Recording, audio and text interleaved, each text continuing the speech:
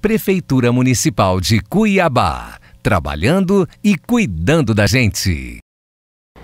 Olá, sou professora Erotildes e olha eu aqui novamente para, junto com você, aluno do 5º ano, começarmos a nossa aula. E hoje nós vamos trabalhar poema. O que é o poema? Observa já na imagem que ela já nos leva a esse mundo, né? O que é o poema? É uma obra literária que tem como finalidade manifestar sentimento e emoção. Sua apresentação pode ser em forma de versos, estrofes e rimas. Então convido você agora para, junto comigo, ir nessa leitura desse poema de Vinícius de Moraes. Qual é o poema? O Leão. Leão, leão, leão, rugindo como o trovão, deu um pulo e era uma vez um cabritinho montense. Leão, leão, leão, és o rei da criação, tua goela é uma fornalha, teu salto uma labareda, tua garra uma navalha, cortando a presa na queda. Leão se esgueirando à espera da passagem de outra fera, vem o tigre com um dardo, cai-lhe em cima o leopardo. E enquanto brigam, tranquilo, o leão fica olhando aquilo. Quando se cansam, o leão mata um com cada mão. Leão, leão, leão, és o rei da criação. Observa que nesse poema, a própria imagem já traduz o que o poema quer dizer. Veja ali o leão, né? A imagem dele, né? Impondo, né? Ele ali grande, selvagem, como líder. E olha abaixo dele. Quem é que está abaixo dele? Todos os outros animais, né? Então essa presença de imperador, de rei, de soberano, né? E aqui, qual é a estrutura do poema? Lembrando que na hora que nós vimos o que é o poema, ele traz que poema ele é composto de versos, de estrofes e rimas. Então olha só, o que são versos? São todas as linhas que compõem o poema. O que é o estrofe? É o conjunto desses versos que forma o estrofe. Então aqui no caso nós temos vários versos e alguns estrofes.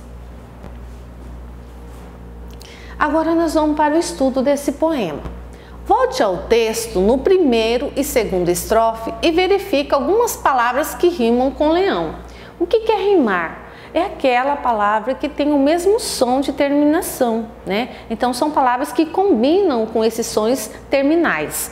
Então vamos ver no texto qual é a palavra que rima com leão. Lembrando que ele pediu para verificar apenas no primeiro e no segundo estrofe. Então vamos lá. Leão, trovão. Rima com leão? Sim. Então nós já encontramos uma palavra. Vamos ver o que mais termina com ão. No primeiro estrofe não tem mais nenhuma. E no segundo estrofe, leão nós já temos e criação. Então nós temos 3 palavras que rimam. Leão, criação e trovão. Ok? Voltamos para a atividade.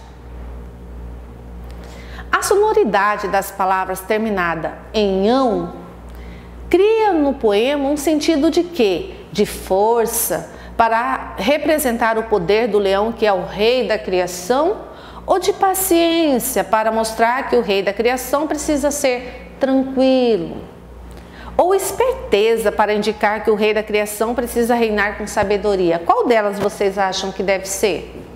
Com certeza é da força, né? Porque ali representa o quê? A força que o leão tem para impor aos outros animais, né, o seu poder. Que sentimentos o poema desperta? De força, de liderança, de segurança, de majestade. Qual é o sentido da expressão és o rei da criação? Por ser um animal mais forte, és considerado o quê? O rei, né? Então, por ele ter toda essa força, essa imperatividade de impulsionar, de mostrar aos outros animais o quanto ele é mais forte. Quais outras expressões empregadas nesse sentido ao leão?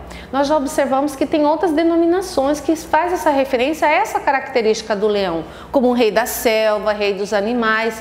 Tem até filme, né, que retrata o Rei Leão, né, com toda essa soberania que ele demonstra diante desse habitat, né, selvagem que ele vive. No poema, qual verso indica tamanha força do leão em relação aos outros animais? Quando se cansam, o leão mata um com cada mão. Quando ele retrata que está o leopardo lá, né, brigando com o tigre, ele chega, fica tranquilo, espera eles dois se cansarem e aí ele vem com uma mão só e acaba com cada um deles. Observe a imagem e reflita. O sentimento que o leão expressa através da imagem é o mesmo representado no poema de Vinícius de Moraes? Por quê? Essa imagem ela faz parte, na verdade, de um outro poema. Mas aí, como ia ficar muito longo, eu acabei trazendo só a imagem para a gente poder pensar sobre isso. Essa imagem ela retrata que o leão está na mesma circunstância do que foi proposto no poema. Observem bem, será que ele está feliz, esse leão aqui, nesta imagem? Será que aqui ele é o imperador? Quem é o imperador nessa imagem? É o leão ou é o seu domador? Então, o personagem ele vai mudando as características de acordo com o contexto que ele está, de acordo com a vivência que ele está sendo escrito, que está sendo narrado aquela história, né? Então, em outro momento, o leão se apresentou como o mais forte, o rei, o soberano. Já nesse outro momento desta imagem, onde um autor escreveu um poema sobre a questão do leão sendo domado, ele já traz, né, essa outra característica, porque ele já não está no seu ambiente selvagem. Aqui ele está sendo domado por um homem, e o homem ele coloca assim, né, o seu domínio sobre o leão. Então aqui ele está triste porque não é o seu ambiente e ele se sente realmente oprimido por esse domador. E aí agora, como a gente falou um pouco de sentimento e essa aula, nesta aula de hoje que nós estamos falando sobre poema, é para realmente trazer um pouquinho mais desse sentimento. E aí eu convido você agora também a fazermos a leitura sobre esse poema que é da Cecília Meirelles, O Menino Azul. O menino quer um burrinho para passear, um burrinho manso, que não corra nem pule, mas que saiba conversar. O menino quer um burrinho que saiba dizer o nome dos rios, das montanhas, das flores, de tudo o que aparecer.